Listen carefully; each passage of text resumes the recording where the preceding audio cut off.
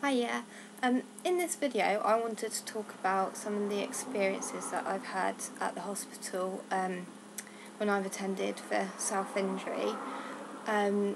I have had a lot more negative experiences than I've had positive, unfortunately, and I think it's important to try and change people's views. So on a few occasions I've actually made complaints, and only when I've been well enough to do so, and I feel really quite proud of myself for doing that, as I do believe that the only way we can change people's opinions is if we let them know what they're doing wrong. Some of the experiences that I've had have mainly been by nurses, and I can give a few examples. I had one nurse who was treating my wounds, and another nurse called her out of the cubicle, and I could hear them talking outside, and the nurse said to the nurse that was treating me not to talk to me, because that was obviously all I was there for. So she told the nurse to treat me in silence, to not encourage me. Obviously that's not very accurate, as going to the hospital is the last thing that I want to do. I try and treat as many wounds at home as possible. It's only when they need, definitely need medical attention that I do go to the hospital. And to be honest with you, I don't really want to talk to the nurses half the time. It was the nurse obviously had this attitude that if she allowed the other nurse to keep talking to me, that would be encouraging me, and so obviously I'd be more likely to keep coming back. Another experience that I can talk about is a nurse who decided to try and force her religious beliefs on me.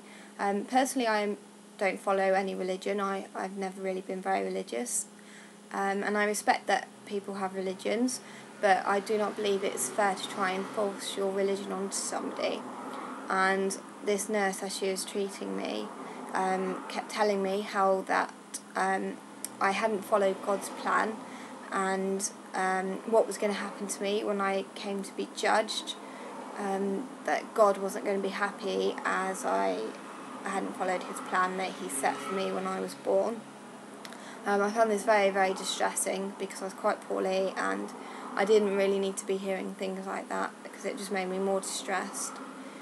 Another example I can use is of a nurse who said to me that I shouldn't keep doing what I'm doing, because one day I'm going to want to get married and I won't be able to with arms like that. Obviously I'm very upset about my arms. They aren't pretty, and unfortunately they're going to be scarred for the rest of my life, and I have to live with that fact. And having somebody say something like that to me I just found it extremely distressing. It wasn't what I needed to hear. I believe she had her best intentions when she said it. She obviously thought that was what I needed to hear, but it wasn't at all. Another example I can use wasn't a nurse, it was actually a paramedic. I was on my way to hospital in an ambulance after taking an overdose. I had taken the overdose quite a few hours beforehand, and I vomited into a bowl in the back of the ambulance, and the paramedic was of the opinion that I hadn't taken an overdose and I was just making it up for attention. So he insisted on holding my vomit in front of me and asked me to point out where the tablets were. Obviously there were no tablets in my vomit, as it was quite a long time before I was in the ambulance that I'd taken the overdose, and so unfortunately the tablets were actually in my bloodstream by then. And when we did get to hospital, he insisted on telling the nurses and the doctor on duty that he knew full well that my blood test would come back fine, because he knew what kind of person I was and that I was doing it all for attention. But unfortunately he was wrong, and that wasn't the case, and I had actually taken quite a serious overdose. So that's another example.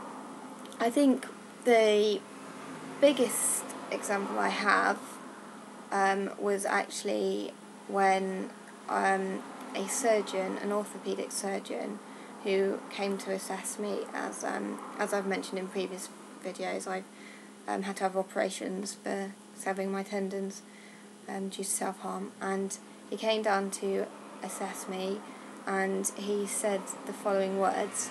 He said that there's people here that have been in car crashes that don't choose to be here, and he refused to operate, and he actually just walked off and left.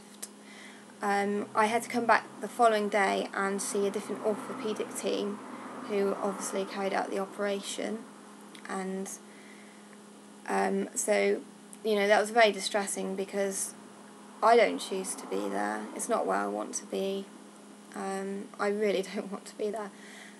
I got an advocate from a advocacy service called ICAS, which is the Independence Complaints Advocacy Service, and they were brilliant, and they helped me take a complaint out against the surgeon, and we actually almost a year afterwards finally managed to get a meeting with some quite important people at the hospital, and we got an apology, and they said they'd look at the self-injury procedures to make sure that they're up to date, and we was assured that the surgeon involved had been told of his behaviour and that he knows not to do it again.